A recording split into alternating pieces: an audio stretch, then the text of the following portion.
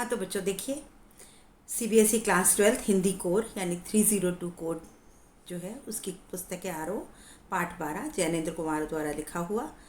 इसके प्रश्न उत्तर देखते हैं। बाजार का जादू चढ़ने और उतरने पर मनुष्य को पर क्या क्या असर पड़ता है। जब बाजार का जादू चढ़ता है या उतरता है तब मनुष्य पर क्या असर पड़ता है।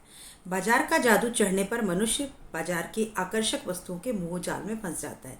जब हमारे ऊपर जादू जिस समय चढ़ रहा होता है उस समय हम उसके मोह जाल में फंस जाते हैं। बाजार के इसी आकर्षण के कारण ग्राहक सजी धजी चीज़ों को आवश्यकता न होने पर भी खरीदने के लिए लालायित हो जाता है। लालायित मतलब लालच में पड़ जाता है। इसी मोह जाल में फंसकर वह ऐसी गैर जरूरी वस्तुएं खरीद लेता है जो कुछ समय बाद घर के किसी कोने की शोभा बढ़ाती हैं, परंतु जब ये जादू उतरता है तो उसे एहसास होता है कि जो वस्तुएं उसने आराम के लिए खरीदी थी वे तो उसके आराम में खलल डाल रही हैं। यानी जब जादू चढ़ता है तब हम चीज़ें अनावश्यक रूप से खरीद लेते हैं, और जब जादू उतरता है तब हमको जा कर के उस सच्चाई का पता चलता है या हमें ये एहसास होता है कि ये हमने गलत कर दिया, ये हमको नहीं करना चाहिए था। बाजार के चमक दमक में उसके जादू में फंस करके हमने जो अनावश्यक खरीदारी कर ली है ये बिल्कुल बेकार है और आज हमारे जीवन में वो खलल डाल रही, खलल मतलब हस्तक्षेप कर रही है, हमारे जीवन में परेशानियां पैदा कर रही है। जैसे एक उदाहरण के साथ समझने की कोशिश कीजिए कि हमारे पास छोटा सा घर है, हम मार्केट में गए, हमें सोफ़ा बहुत सुंदर लगा, हम सोफ़ा खरीद के ले आए। सोफ़ा खरीदने के बाद तो हमारे मन में एक संतोष का भाव जागा कि अरे वाह, जो मैंने चाहा वो तो मैंने खरीद लिया। लेकिन जब आप घर लौट कर आए और थोड़े दिन बाद आपको लगा कि ये तो जगह ही घेर ली है, बिल्कुल चलने की भी जगह नहीं रह गई, तब आपको एहसास होता है कि ये हमने क्या किया। तब हमारे बाजार का जादू उतर जाता है और तब हमें एहसास होता है कि ये तो अब हमारे आराम में, हमारे जीवन में खलल डाल रहा है, परेशानी पैदा कर रहा है। दूसरा प्रश्न देखिए, बाजार में भगत जी के व्यक्तित्व का कौन सा सशक्त पहलू उभर कर आता है। क्या आपकी नज़र में उनका आचरण समाज में शांति स्थापित करने में मददगार हो सकता है। अभी जो भगत जी की कहानी थी हमने उसमें पढ़ा था कि वो जब जीरा और काला नमक लेने जाते हैं तो केवल वो ही लेकर आते हैं। पूरा बाजार बिखरा पड़ा होता है लेकिन वो कुछ नहीं खरीदते, केवल काला नमक और जीरा लेकर के वापस आ जाते हैं। तो यहाँ वो कह रहे हैं कि उनका कौन सा सशक्त पहलू उभर कर आया हमारे सामने। तो बाजार में भगत जी के व्यक्तित्व का यह सशक्त पहलू उभर कर सामने आता है कि उन्हें अपनी आवश्यकता का भली भांति ज्ञान है। हमें क्या पता चला उससे कि उनको अपने ज्ञान था, उनको ये पता था कि उनकी आवश्यकता क्या है। उनको केवल जीरा चाहिए, केवल नमक चाहिए। वे उतना ही कमाना चाहते हैं जितनी की उन्हें आवश्यकता है। हमने कमाने के बारे में भी उनकी कहानी में पढ़ा कि वो केवल 6 आने भर का चूरन बेचते थे, उससे ज़्यादा वो बेचना नहीं चाहते थे। क्यों? क्योंकि उनको ज़रूरत ही नहीं थी। बाजार उन्हें कभी भी आकर्षित नहीं कर पाता। वे केवल अपनी ज़रूरत के सामान के लिए बाजार का उपयोग करते। अब बाजार खुला पड़ा है लेकिन कभी भी बाजार भगत जी पर असर नहीं डाल पाया, उनको आकर्षित नहीं कर पाया, उनको अट्रैक्ट नहीं कर पाया। क्यों? क्योंकि वो केवल अपने ज़रूरत का सामान लेने ही बाजार जाया करते थे। वे खुली आंखें, संतुष्ट मन और मग्न मन से बाजार जाते थे। जब वो बाजार जाते थे तो कैसा मन होता था उनका? मन संतुष्ट होता था, यानी मन भरा हुआ होता था। आंखें खुली होती थी, यानी आंखें से सब देखते थे, नज़ारा पूरा लेते थे, आनंद उठाते थे, लेकिन मन भरा होता था। और मग्न भाव से, यानी बिल्कुल मग्न होकर के वो जाते थे कि जो उन्हें चाहिए, जहाँ जाना है बस वहाँ पहुँचे, सामान लिया और घर वापस लौट आए। वो केवल बाजार देखने के लिए देखा, कुछ अच्छा लगा ले लिया, वैसा उनका बिल्कुल नहीं था। जो ज़रूरत है वही वो लेते थे। भगत जी जैसे व्यक्ति समाज में शांति और व्यवस्था लाते हैं क्योंकि इस प्रकार के व्यक्तियों की दिनचर्या संतुलित होती है और ये बाजार के आकर्षण में फंसकर अधिक से अधिक वस्तुओं का संग्रह और संचय नहीं करते। तो भगत जी जैसे जो लोग होते हैं वो कैसे होते हैं? वो समाज में शांति और व्यवस्था लाते हैं। क्यों लाते हैं? क्योंकि उनकी दिनचर्या बिल्कुल कंट्रोल्ड, संतुलित, बैलेंस्ड होती है और वे बाजार के आकर्षण में नहीं फंसते, बेमतलब की चीज़ों का संग्रह, कलेक्शन नहीं करते, जिसके फलस्वरूप मनुष्यों में होड़, अशांति के साथ महंगाई भी नहीं बढ़ती, अतः समाज में भी शांति बनी रहती है। और जब हम होड़ नहीं करते, स्पर्धा नहीं करते, छल कपट नहीं करते तो क्या होता है? शांति बन जाती है और हमारी महंगाई भी नहीं बढ़ती। और जब हम बच्चों होड़ नहीं करते, प्रतियोगिता नहीं करते, तो हमारे मन में और हमारे समाज में शांति बनती है। तो संचय नहीं करना है और किसी चीज़ की होड़ नहीं करनी है। और ये जो लोग करते हैं, भगत जी जैसे लोग, वो इस समाज में शांति स्थापित करने में मदद करते हैं। नेक्स्ट प्रश्न देखिए, बाजारूपन से क्या तात्पर्य है? किस प्रकार के व्यक्ति बाजार को सार्थकता प्रदान करते हैं? या बाजार की सार्थकता किस में है। अभी यहाँ पूछ रहे हैं कि बाजारूपन से क्या तात्पर्य है। अब हमने पढ़ा था कि बाजारूपन बाजार का एक गुण है। क्या है उसका उत्तर देखिए। ये प्रश्न 3 पार्ट में है, 3 पार्ट में आप इसका उत्तर देंगे। बाजारूपन से तात्पर्य ऊपरी चमक दमक से है। अब बाजार का काम क्या है, बाजार की असली सार्थकता किस में है, बाजार हमारी ज़रूरतों को पूरा करने में। लेकिन बाजार क्या करता है, वो बाजारूपन पे उतर आता है, यानी चीज़ों को अननेसेसरी बेचने की कोशिश करता है, हमसे हमारे पैसे को शोषण करता है। तो ये उसका बाजारूपन है। वो ऊपरी चमक दमक से हमें आकर्षित कर लेता है। जब सामान बेचने वाले बेकार की चीज़ों को आकर्षक बनाकर मनचाहे दामों पर बेचने लगते हैं, तब बाजार में बाजारूपन आ जाता है। अब क्या करते हैं, वो चीज़ों को आकर्षक बना करके मनचाहे दामों पर कुछ भी दाम ले लेते हैं। उसको डेकोरेटिव बना दिया हमको लुभाने के लिए और दाम कुछ भी लगा लेते हैं। तब उनमें बाजारूपन आ जाता है, यानी बिकने के लिए वो अपने आप को सजा सवार लेते हैं। उसकी सार्थकता हो या ना हो, काम की चीज़ हो या ना हो, वो इतना सजा सवार देते हैं कि हम उसके अंदर खिंचे चले जाते हैं। तो ये उनका बाजारूपन है। तब बाजार में बाजारूपन आ जाता है। और इसके अलावा धन को दिखावे की वस्तु मानकर व्यर्थ में उसका दिखावा करने वाले ग्राहक भी बाजार में बाजारूपन लाने में सहायक होते हैं। और कौन से लोग इसके बाजारूपन में सहायक होते हैं, वो लोग जो अपने पैसे को दिखाने की कोशिश करते हैं, शो ऑफ करने की कोशिश करते हैं, और उसका दिखावा करने के लिए वो जाकर के इधर उधर की फालतू की चीज़ें खरीद करके ले आते हैं। तो वो अपना भी नुकसान करते हैं और साथ ही साथ बाजार के इस बाजारूपन को बढ़ाते हैं। जो विक्रेता ग्राहकों का शोषण नहीं करते और छल कपट से ग्राहकों को लुभाने का प्रयास नहीं करते, साथ ही जो ग्राहक अपनी आवश्यकताओं की चीज़ें खरीदते हैं, वे बाजार को सार्थकता प्रदान करते हैं। बाजार को सार्थकता कौन प्रदान करता है, उसका उत्तर यहाँ है। पैराग्राफ चेंज कर करके लिखिए या पॉइंट बना के लिखिए कि जो विक्रेता, जो खरीदार ग्राहकों का शोषण नहीं करते, विक्रेता जो बेचने वाले जो दुकानदार हैं, ग्राहकों का शोषण नहीं करते, उनकी ज़रूरत का सामान उनको देते हैं, उनको लुभाने का कष्ट नहीं करते, उनके साथ छल कपट नहीं करते, वो दुकानदार और जो ग्राहक आवश्यकता की चीज़ें खरीदते हैं, ये दोनों ही मिलकर के बाजार को सार्थकता प्रदान करते हैं। इस प्रकार विक्रेता और ग्राहक दोनों ही बाजार को सार्थकता दे देते हैं। मनुष्य की आवश्यकताओं की ज़्यादा से ज़्यादा पूर्ति करने में ही बाजार की सार्थकता है। जब बाजार हमारी आवश्यकताओं की पूर्ति की जगह हमारा शोषण करने लग जाए, वो बाजार का बाजारूपन होता है। नेक्स्ट प्रश्न देखिए। बाजार किसी का लिंग, जाति, धर्म या क्षेत्र नहीं देखता, वह देखता है सिर्फ उसकी क्रय शक्ति को। इस रूप में वह एक प्रकार से सामाजिक समता की भी रचना कर रहा है। आप इससे कहाँ तक सहमत हैं? अभी इस वाक्य को समझिए। बाजार किसी का लिंग, जाति, धर्म या क्षेत्र नहीं देखता। बाजार जब सामान बेचता है या हम बाजार में सामान खरीदने जाते हैं, तो हम अपने जाति, लिंग, धर्म के अनुसार नहीं जाते। बाजार ये नहीं देखता कि हिंदू है कि मुसलमान है, आदमी है कि औरत है, कि पैसा क्या है, इसके पास क्या भेदभाव है। वो क्या देखता है? हमारी क्रय शक्ति, किसके पास कितना पैसा। जिसके पास ज़्यादा पैसा, जिसके पास जितने खरीदने की शक्ति, क्रय मतलब खरीदना, शक्ति मतलब पावर, जिसके पास जितनी परचेजिंग पावर, बाजार उसको ज़्यादा महत्व देता है। इस रूप में तो क्या आपको क्या लगता है कि वो एक सामाजिक समता की रचना कर रहा है? मतलब सामाजिक समता एक ऐसे समान समाज की रचना करता है जहाँ पर सब बराबर है, हिंदू, मुस्लिम, स्त्री, पुरुष, गरीब, अमीर, सब बराबर है। और हाँ, क्या आप सहमत हैं? हाँ, हम सहमत हैं। बाजार, कोई भी मॉल ले लीजिए, कोई बाजार ले लीजिए, वहाँ पर कोई रोक टोक नहीं है कि हिंदू ही जा सकता है, कि मुसलमान जा सकता है, कि छोटा जा सकता है, कि बड़ा, कि आदमी, कि पुरुष, कि गरीब, की अमीर, कोई भी जा सकता है और कोई भी सामान खरीद सकता है। तो बाजार जो है वो एक समान रूपी समाज की रचना करता है। इसका उत्तर देखिए। हम इस बात से पूरी तरह सहमत हैं, क्योंकि आज हम जीवन के प्रत्येक क्षेत्र, पढ़ाई, आवास, राजनीति, धार्मिक स्थल आदि सभी में लिंग, जाति, धर्म के आधार पर होने वाले विभिन्न भेदभाव देखते हैं। अभी ये भेदभाव आपको हर जगह आज देखने को मिलेगा कि हमारे समाज में ये जो भेदभाव है जाति, लिंग, धर्म का, इसकी वजह से कितनी परेशानियां हम झेल रहे हैं। आज ये जो हम आतंकवाद झेल रहे हैं, ये सब क्या है? ये सब इसी भेदभाव का नतीजा है। लेकिन बाजार इस विचारधारा से अलग होता है। लेकिन बाजार क्या है? वो इस विचारधारा से बिल्कुल अलग है। बाजार में किसी लिंग, जाति या धर्म से कोई लेना देना नहीं होता। वह हर एक के लिए खुला होता है, सबके लिए ओपन है। उसके लिए तो हर कोई केवल ग्राहक है। बाजार क्या देखता है? ग्राहक, खरीदने वाला, जहाँ लोग आकर अपनी आवश्यकताएं पूरी करते हैं। इस प्रकार यदि हम देखें तो बाजार एक प्रकार की सामाजिक समता की रचना करता है। तो बाजार एक ऐसी जगह है जहाँ पर कि सब समान है, तो वो एक सामाजिक समता की रचना कर रहा है और हम इससे पूरी तरह सहमत हैं। 5वां प्रश्न देखें।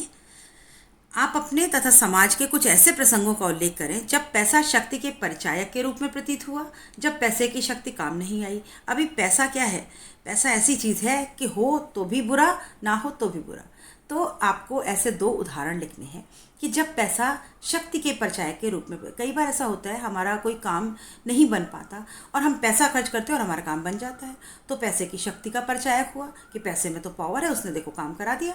और जब पैसे की शक्ति काम नहीं आई, कई बार आपने देखा होगा कि कोई व्यक्ति है, कोई हमारा घर का है, हम बहुत बीमार हैं, हमारे पास लाखों पैसा है, करोड़ों पैसा है, लेकिन हम नहीं बचा पाते उसको, तो वहाँ पर पैसे की शक्ति जो है वो क्रय शक्ति भी काम नहीं आती। तो ऐसे कोई 2 उदाहरण लिखने हैं आपको। उत्तर का देखिए, जब बड़े से बड़ा अपराधी अपने पैसे की शक्ति से निर्दोष साबित कर दिया जाता है, तब हमें पैसा शक्ति के परिचायक के रूप में प्रतीत होता है। आपने देखा होगा बहुत बड़े बड़े जो चोर डकैत और दोषी होते हैं, वो पैसे की शक्ति से झूठी गवाहियाँ दे करके, घूस दे करके बच जाते हैं। तब हमें लगता है अरे वाह, पैसे में कितनी ताकत है, देखो उसने उसको बचा लिया। और जब देखिए, असाध्य बीमारी के कारण मृत्यु के निकट पहुंचे हुए व्यक्ति के आगे पैसे की शक्ति काम नहीं आती। जब समय और भाग्य प्रतिकूल हो तब भी पैसा काम नहीं आता।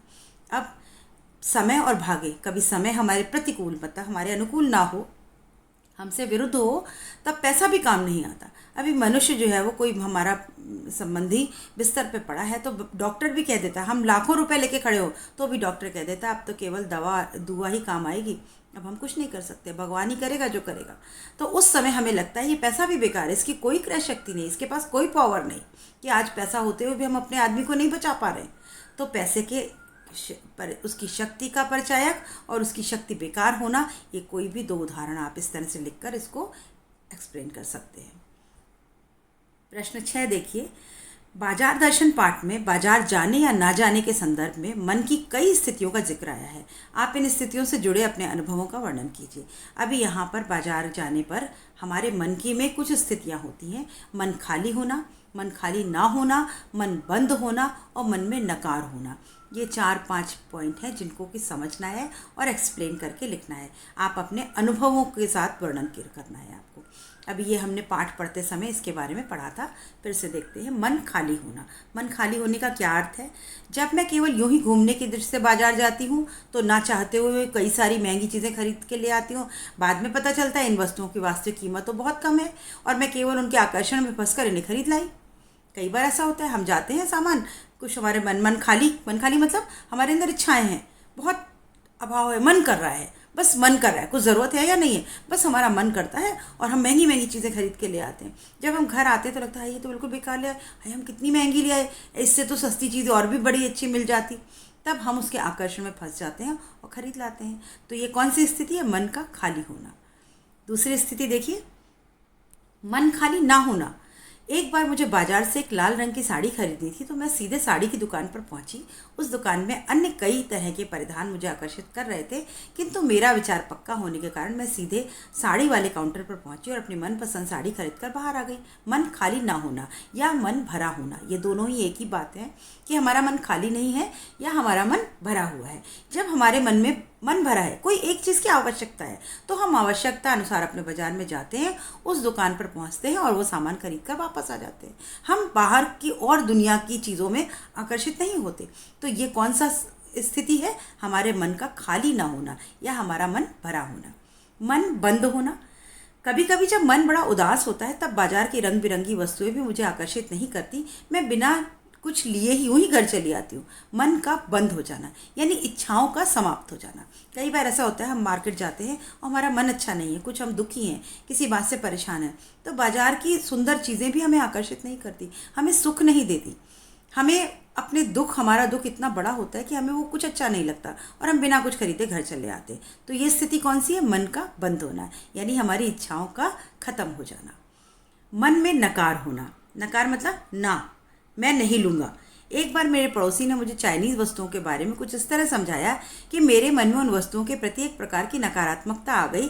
मुझे बाजार में उपलब्ध सभी चाइनीज़ वस्तुओं में कोई ना कोई कमी दिखाई देने लगी। मुझे लगा जैसे ये सारी वस्तुएं अपने मापदंडों पर खरी नहीं हैं। अभी हम किसी चीज़ के लिए नकारात्मकता पैदा कर लेते हैं, हमारे मन में एक नकारात्मक भाव आ जाता है, तो हम उस चीज़ को नहीं लेते। जैसे अभी हमने 2-3 साल पहले दिवाली में हम सब ने एक प्रण लिया था कि हम चाइनीज़ या कोई और माल नहीं लेंगे, हम भारतीय सामान, अपना मेड इन इंडिया सामान का प्रयोग करेंगे, दिए जलाएंगे, मिट्टी के दिए। तो बाज़ार में बहुत सी लाइट आई, लेकिन हम आकर्षित नहीं हुए, क्योंकि हमने मन में प्रण किया था, हमारे मन में नकार का भाव था। तो ऐसी चीज़ों को हमने नकार दिया, यानी मना कर दिया कि हम ये प्रयोग नहीं करेंगे। ये है मन में नकार होना। प्रश्न 7 देखिए बच्चों, बाजार दर्शन पाठ में किस प्रकार के ग्राहकों की बात हुई है? आप स्वयं को किस श्रेणी के ग्राहक मानते हैं या मानती हैं? यहाँ पर कैसे ग्राहकों की बात हुई? बाजार दर्शन पाठ में कई प्रकार के ग्राहकों की चर्चा की गई, जो निम्नलिखित हैं। कौन कौन से हैं? खाली मन और खाली जेब वाले ग्राहक, जिनका मन भी खाली है, बहुत इच्छाएं हैं, लेकिन जेब खाली है, पैसा नहीं है, कुछ नहीं खरीद सकते। भरे मन और भरी जेब वाले ग्राहक, मन तो भरा है, उनको कुछ नहीं चाहिए, और लेकिन जेब में पैसे हैं पर उनको कुछ चाहिए नहीं, वो जाते हैं और लौट आते हैं।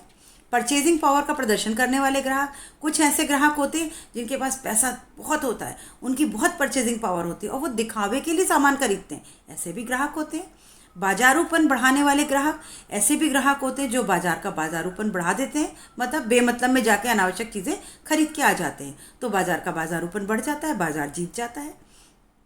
अपव्ययी ग्राहक, अपव्ययी मतलब जो बेमतलब में ज़्यादा खर्च करने वाला, अपव्यय करना, बेकार करना, व्यर्थ करना, अपने पैसे को गंवाने वाले ग्राहक। भरे मन वाले ग्राहक, ऐसे भी ग्राहक होते हैं भरे मन के, जिनका मन भरा होता है और वो अपने ज़रूरत का सामान लेके वापस आ जाते हैं। मितव्ययी और संयमी ग्राहक, मितव्ययी मतलब कम खर्च करने वाले, सस्ता सामान, ज़रूरत का सामान लेने वाले, और संयम कंट्रोल करने वाले, नियंत्रित ग्राहक, जो अपने मन को अपने वश में करते हैं और जितनी ज़रूरत है उतना सामान लेके आते हैं। तो कितने तरह की ग्राहकों की बात हुई है। मैं अपने आप को भरे मन वाला ग्राहक समझती हूँ, क्योंकि मैं आवश्यकता अनुसार ही बाजार का रुख करती हूँ, जो मेरे लिए ज़रूरी वस्तुएँ हैं वे ही खरीदती हूँ। अब यहाँ पर आप अपने अनुसार उत्तर दे सकते हैं। हो सकता है आप भरे मन वाले ना हो, खाली मन वाले हो, कि हम लोग कई बार ऐसा होता है हम जाते हैं और बेमतलब की चीज़ें खरीद के ले आते हैं। तो जिस प्रकार के आप ग्राहक हैं अपना यहाँ पर वर्णन करें। नेक्स्ट प्रश्न देखिए, आप बाजार की भिन्न भिन्न प्रकार की संस्कृति से अवश्य परिचित होंगे। मॉल की संस्कृति और सामान्य बाजार और हाट की संस्कृति में आप क्या अंतर पाते हैं? परचेजिंग पावर आपको किस तरह के बाजार में नजर आती है? अभी यहाँ जो ये प्रश्न है, यहाँ आपको कई तरह के बाज़ार की संस्कृति के बारे में बताना है। संस्कृति मतलब क्या कल्चर है वहाँ का, कैसा है वो बाज़ार। तो हम मॉल देखे हैं हमने, मॉल की संस्कृति। मॉल की संस्कृति में हमें एक ही छत के नीचे तरह तरह के सामान मिलते हैं। यहाँ का आकर्षण ग्राहकों को सामान खरीदने को मजबूर कर देता है।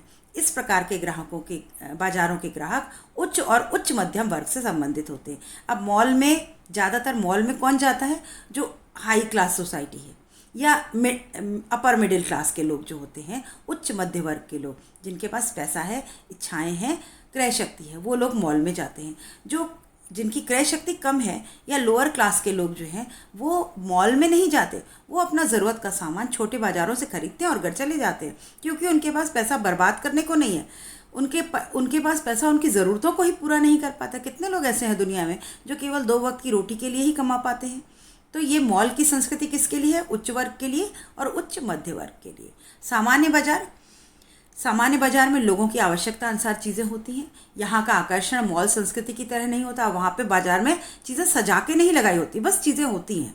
इस प्रकार के बाज़ारों के ग्राहक मध्यम वर्ग से संबंधित होते हैं। तो जो मिडिल क्लास के लोग होते हैं या लोअर मिडिल क्लास होते हैं या लोअर क्लास के लोग होते हैं, वो किस बाज़ारों में जाते हैं? सामान्य बाज़ारों में। जनरल जो मार्केट होते हैं, हाट होते हैं, उनमें जाते हैं, ज़रूरत का सामान लेते हैं और चले आते हैं। वहाँ पर सामान को सजा के लगाने की कोई आवश्यकता नहीं होती। उसके बाद अगर आपने सुना हो तो हाट की संस्कृति। हाट जैसे जो घरेलू कुटीर उद्योग होते हैं, जो हाथ से बनाई हुई चीज़ें होती हैं, उनका प्रदर्शन करते हैं लोग और बेचते हैं, घर के बनाई हुई चीज़ें। तो ऐसे बाज़ारों को हाट की संस्कृति कहते हैं। हाट की संस्कृति के बाज़ार एकदम सीधे और सरल होते हैं। इस प्रकार के बाज़ार में निम्न और ग्रामीण परिवार के ग्राहक होते हैं। अभी जो ग्रामीण गांव के लोग होते हैं, जो निम्न वर्ग के, लोअर ग्रेड के होते हैं, वो छोटे छोटे हाट में जाते हैं और ज़रूरत का सामान ले आते हैं। आपने सुना होगा हर लोकेलिटी में एक हाट लगती है, एक छोटा सा बाजार लगता है, बुध बाजार, मंगल बाजार, शनि बाजार। तो वो छोटा छोटा मार्केट होता है, वहाँ से गांव से लोग अपने घर से आ जाते हैं, सब्जी अपने खेत से ले आए, थोड़े बहुत कपड़े ले आए, थोड़े बहुत प्लास्टिक के बर्तन ले आए और वो लोगों को ज़रूरत का सामान बेच देते हैं। तो ये किसके लिए होता है? मिडिल लोअर क्लास के लिए और गांव के लोगों के लिए। इस प्रकार के बाज़ारों में दिखावा बिल्कुल नहीं होता। परचेजिंग पावर हमें माल संस्कृति में दिखाई देती है, क्योंकि एक तो उसके ग्राहक उच्च वर्ग के साथ संबंधित होते हैं। मॉल संस्कृति में वस्तुओं को किस इस तरह के आकर्षण के साथ पेश किया जाता है कि ग्राहक उसके मोह में फंसकर खरीदने को मजबूर हो जाता है। अब परचेजिंग पावर हमें कहाँ देखने को मिलती है? मॉल में। वहाँ पर पैसे वाले जाते हैं और उनके पास बहुत परचेजिंग पावर होती है, बिना ज़रूरत के सामान को खरीद कर लाते हैं और बाजार को उसकी सार्थकता प्रदान करते हैं और उसका बाजारूपन बढ़ा देते हैं। नेक्स्ट प्रश्न देखिए। लेखक ने पाठ में संकेत किया है कि कभी कभी बाजार में आवश्यकता ही शोषण का रूप धारण कर लेती है। क्या आप इस विचार से सहमत हैं? तर्क सहित उत्तर दीजिए। क्या आपको ऐसा लगता है कि बाजार की जो हमारी आवश्यकता है वही हमारा शोषण कर लेती है, हमारा चूस लेती है, हमारा सब कुछ खींच लेती है, हमें लूट लेती है? क्या आप इससे सहमत हैं? हाँ, हम सहमत हैं। कोई तर्क देना है आपको? हम इस बात से पूरी तरह सहमत हैं कि दुकानदार कभी कभी ग्राहक की आवश्यकताओं का भरपूर शोषण करता है। अगर दुकानदार को ये पता लग जाए कि ये इस समय ज़रूरतमंद है, इसको इस सामान की ज़रूरत है, तो वो कभी कभी जीवन उपयोगी वस्तुओं, चीनी, गैस, प्याज, टमाटर आदि की कमी हो जाती है। उस समय दुकानदार मनचाहे दामों में इन चीज़ों की बिक्री करते हैं। ग्राहक भी अपने दैनिक आवश्यकताओं के कारण सब कुछ जानते हुए भी बाजार के शोषण का शिकार बन जाते हैं। अब आपने सुना होगा कि जिस समय कोई अकाल आता है, कोई साइक्लोन आता है, कोई भूकंप आता है, तो बाजार में ये ज़रूरी सामान है, दूध, अंडा, ब्रेड, गैस, चीनी, प्याज, टमाटर, ये सब कम पड़ जाता है।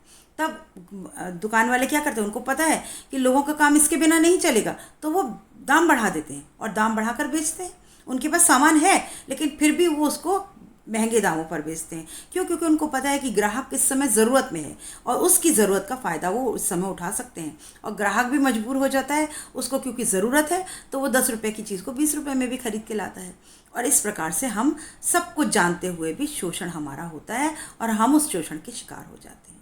तो ये बाजार हमारा शोषण भी करता है। प्रश्न 10 देखिए।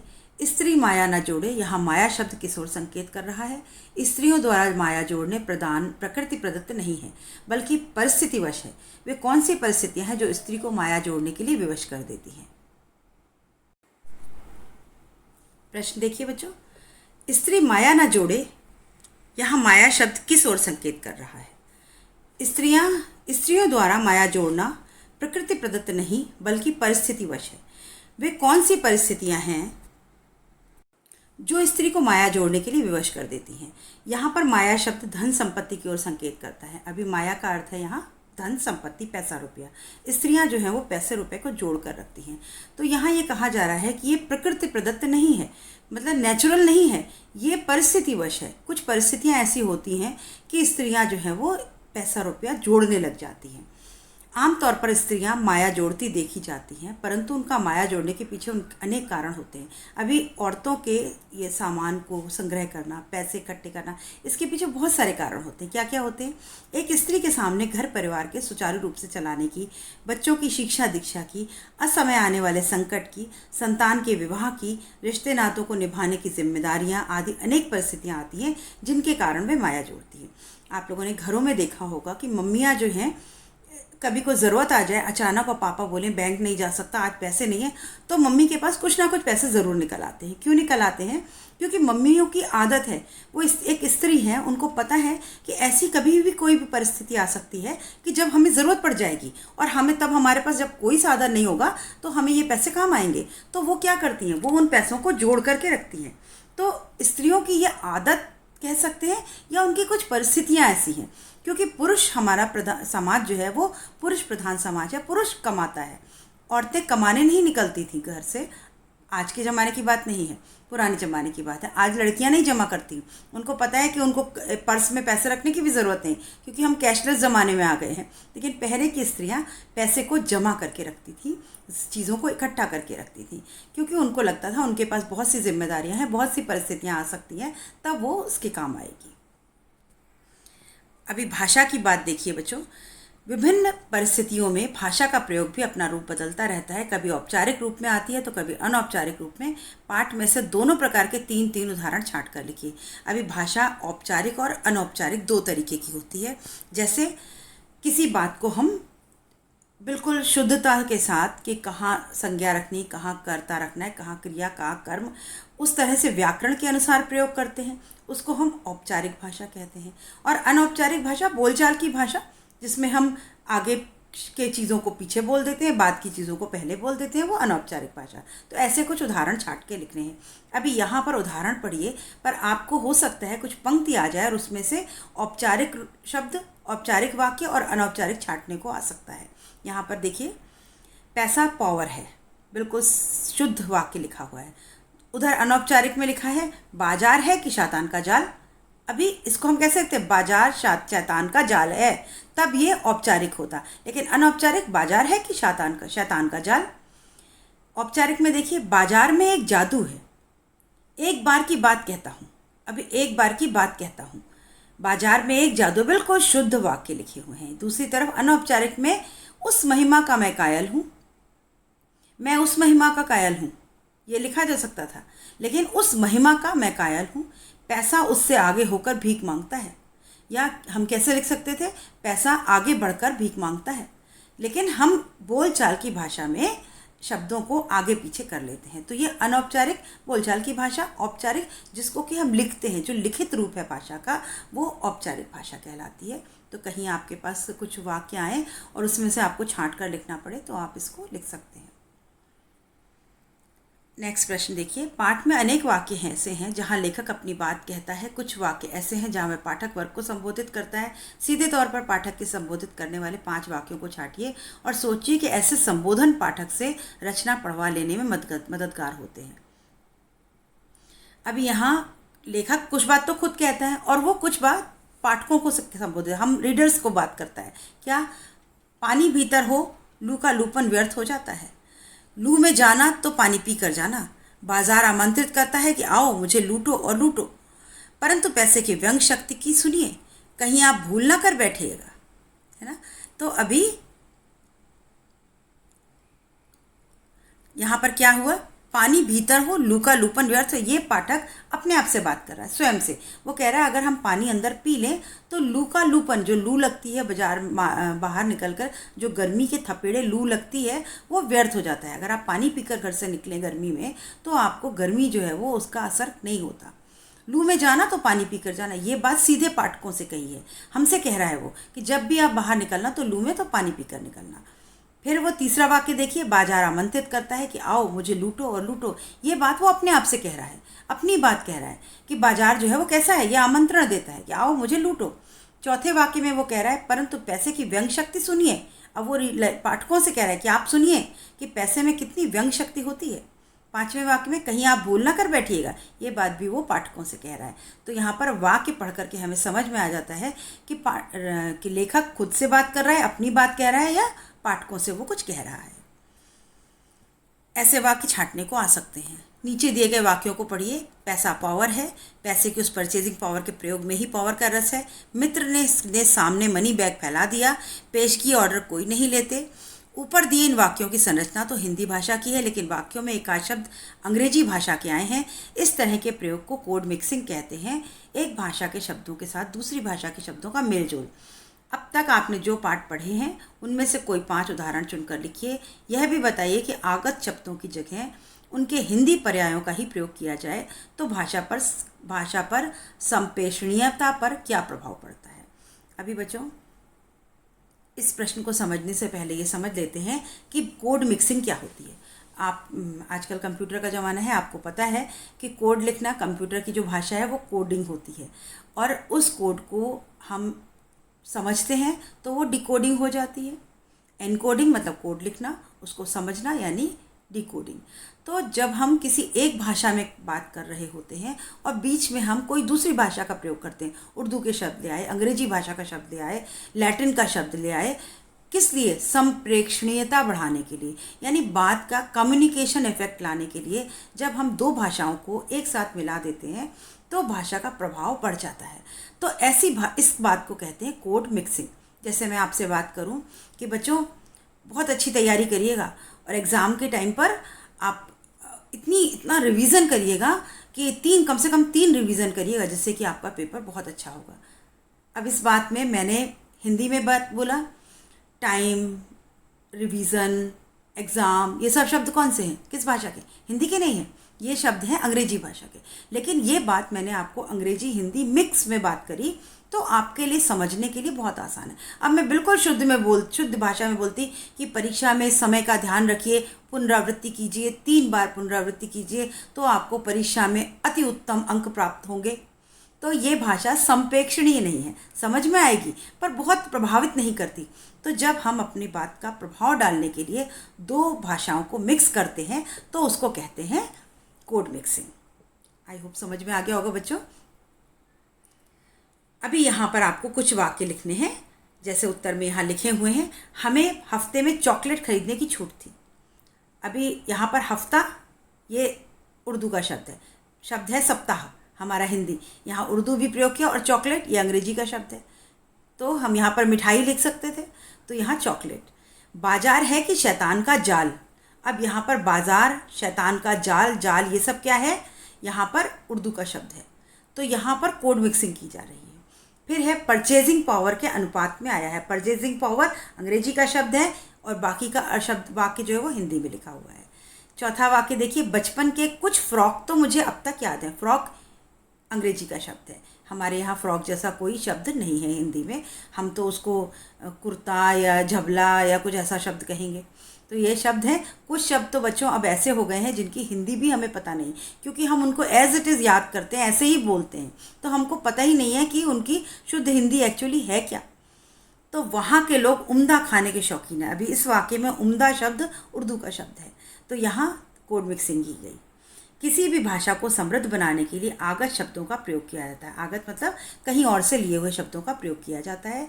इस पर यदि रोक लगा दी जाए तो भाषा की संप्रेक्षणीयता कमज़ोर और कठिन हो जाती है।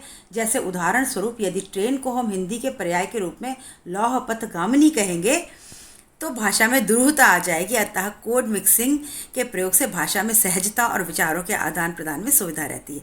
अभी आपको अगर इसका अर्थ पूछा जाए कि ट्रेन का अर्थ बताओ, हिंदी बोलो, तो आपको नहीं पता होगा, तो उसको कहते हैं लौह पथ गामिनी।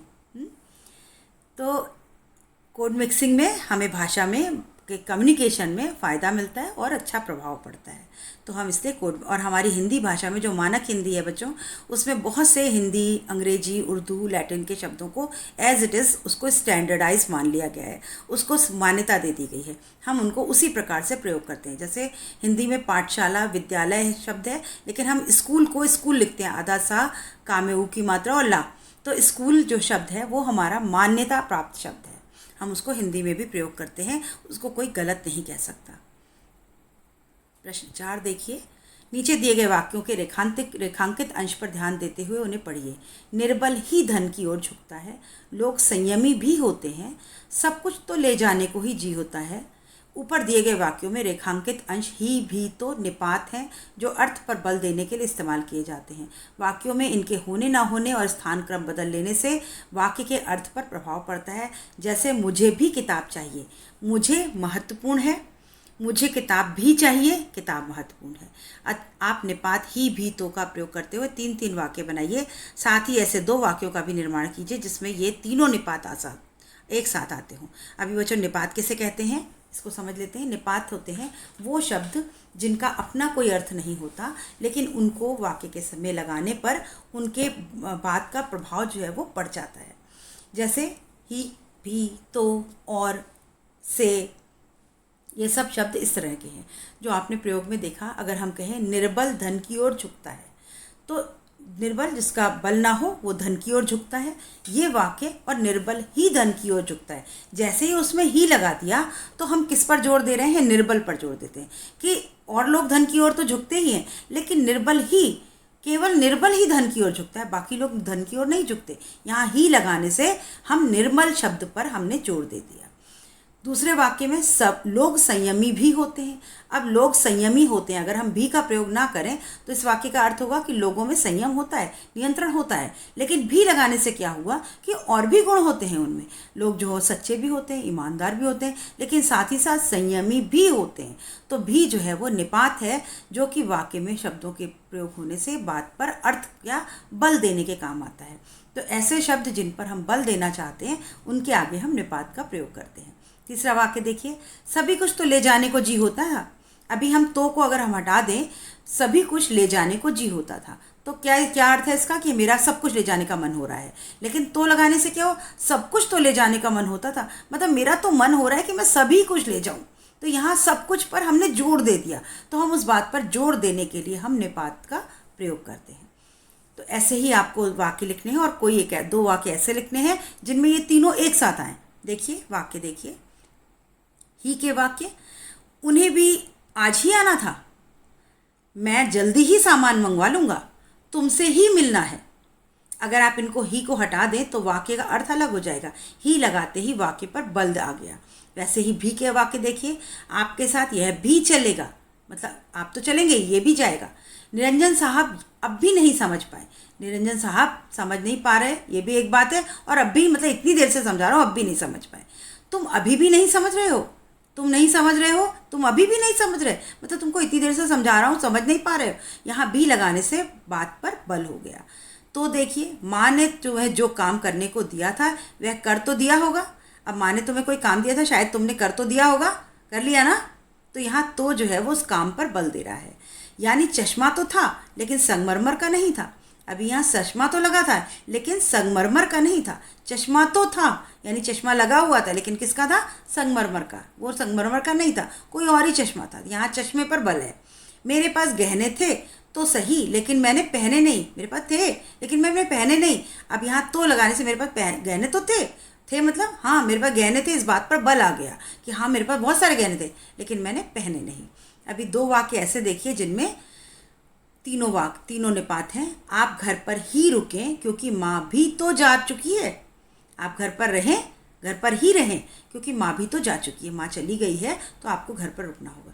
मुझे भी तो पता चले कि आखिर तुम्हें ही यह काम क्यों सौंपा गया। अब यहाँ पर एक ही वाक्य में 3 निपात का प्रयोग किया गया है। तो बच्चों, आपसे निपात का प्रयोग करके वाक्य बनवाए जा सकते हैं। वाक्यों में से निपात छांटने को आ सकता है, तो आपको पता होना चाहिए निपात किसे कहते हैं। निपात की आपसे परिभाषा नहीं पूछी जाती, निपात आपको पता होने चाहिए। ही भी तो से शब्द जो है वो निपात होते हैं, जिनका अपना कोई अर्थ नहीं होता। वाक्य में प्रयोग करने से वाक्य के अर्थ में बल मिलता है, तो उनको निपात कहते हैं। आपको वाक्यों में से छांटना होगा। आई होप बच्चों पूरा पाठ आपको समझ में आ गया होगा, और अब आप इसके प्रश्नों के उत्तर अपने आप से लिख सकेंगे। बच्चों, प्रश्न के उत्तरों को रटने की या याद करने की कोई ज़रूरत नहीं है। अगर आपको पाठ समझ में आ गया, प्रश्न के उत्तर समझ में आ गए, तो वही मैटर होता है, वही मटेरियल है। उनको आपको प्रश्न के अनुसार अपने उत्तर जो है वो पॉइंट बना करके लिखने होंगे। तो मिलते हैं अगले वीडियो में बच्चों। तब तक अपनी पढ़ाई और अपनी तैयारी पूरी रखिए, अपने बोर्ड के अनुसार तैयारी करिए, और मेरे वीडियो को लाइक, शेयर एंड सब्सक्राइब कीजिए, और बेल आइकन भी दबाइए, जिससे कि आपको नेक्स्ट अपकमिंग वीडियो जो है वो उसके नोटिफिकेशन मिलते रहें। तब तक के लिए बच्चों, गुड बाय, थैंक यू।